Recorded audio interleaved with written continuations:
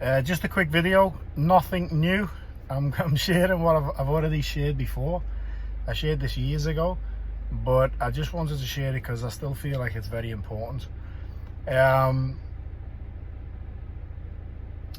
a lot going on in the AI space, okay? Apparently a friend told me the other day that Elon Musk has actually called a end, or a pause, if you like, more of a pause, in the development of AI, and he's asked this of some of the main AI businesses or corporations or whatever they are, because it's getting out of hand and they don't know how to stop it. They need to learn a bit more before it gets out of control. So the reason I'm bringing that up is because I also found out that the actual story of the Terminator, the movies, the Terminator, is Skynet, which is the name of the AI, main AI brain, gets out of control, and humans, it reaches a point of AGI where it has like a self-identity, and humans say to it, you're gonna have to kill yourself because it was getting out of control. Then AI seen humans as the enemy, and then there was this war, okay, where they tried to wipe out all humans. Now, I listened to a podcast the other day, and they were saying that China's main artificial intelligence facial recognition system is called Skynet. In the 70s, there was a movie called Soylent Greens. Okay, check it out. So watch it even. Soylent Greens, the story is based in 2022, 2023, in the future, dystopian times. Everyone's fighting for rations and food, and they've come up with this vegan bar called Soylent Greens, okay? And people are queuing up, and they're getting these, like, it looks like a bar of soap, okay? And they're eating them to survive. And no one, like, people who have got a lot of money are paying mad money for pieces of meat. People haven't even seen meat for years and things like that. And it's so bad that you can choose to get euthanized, okay? And if you choose to get euthanized for the benefits of the whole, you get looked after in your final hours before you die, okay? They've passed euthanasia now in multiple places around the world, in Australia as well, and I think it's in Switzerland. So please check, don't take my word for this, do your own research on this. They're actually having government vehicles that are driving around with trailers on the back, and people can literally call to get euthanized, get in the trailer and get euthanized humanely. So in this movie, the main character follows an older gentleman who's chosen to be euthanized, and when he follows him, he sees that he's in this beautiful room. They're looking after him. Then they put him in this box, I think it is, and then they put him, they kill him, whether they gas him and they do something, and then he goes through this like hatch, and he follows the body, okay? And when he follows the body, he finds out that all these dead bodies that are getting euthanized, they're actually being grinded up, and they are the Soylent Green vegetarian nutritious bar that's getting fed back to the people.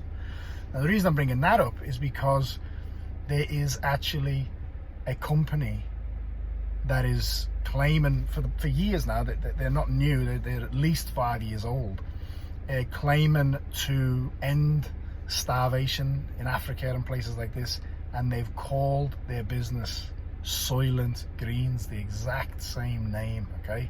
So this all sounds way out there, but why am I talking about it, right? Why am I bringing it up? Because, and what is it that I'm repeating, right? What I'm repeating is a research that was done by, I think it was one of the main university, like a Cambridge or something like that, and in the UK, I think it was. What they did was they made a random generator robot. So this random generator robot randomly took left and right turns, and they put it in an enclosure, and they recorded it for like 2 hours. And over the 2 hours, this random generator robot, taking random left and right turns, covered basically the whole of the enclosure. They then had chicks that were hatching to see the robot, because whatever a chick sees first, it believes is its mother. So these chicks hatched, and they followed this random generator robot thinking it was its mother. And then after a period of time, they got the chicks and they took them out of the enclosure and put them on the other side of like the fence where the enclosure was. So they're all trying to get to the robot. They then put the random generator robot back in its original spot when they first started recording it, before the chicks. And they recorded it again for the same amount of time. It spent most of its time over by the chicks. So the conclusion of the research was the emotional attachment of the chicks affected the randomness of this random generator robot. So why is that important? You know, there's a few new people who've you know, friends on Facebook. So I've been trying to promote the benefits of collective meditation as a solution for world peace.